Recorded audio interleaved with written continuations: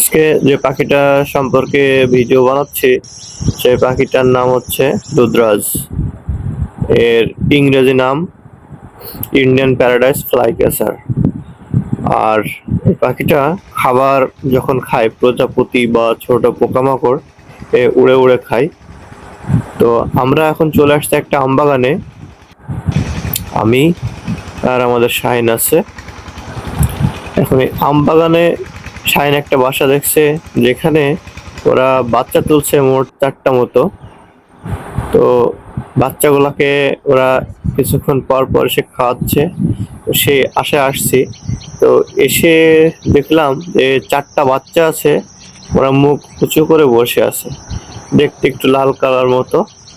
কারণ এরা যখন জন্মের পর থেকে একটু লালচে কালার বা কমলা কালারই হয়, 3 বছর পর্যন্ত থাকে। তারপরে মেয়েটার রং ঠিক থাকে, ছেলেটা হয়তো সাদা হয়ে যায়।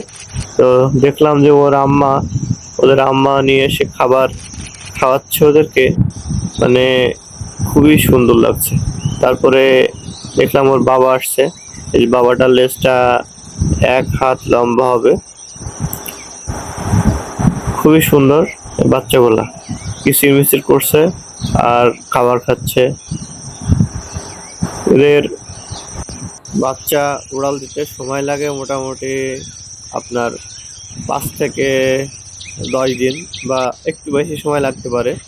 তো মা বাপ প্রচুর পরিমাণে খাওয়াচ্ছে, তো কিছুদিন পরে হয়তো উড়ে যাবে।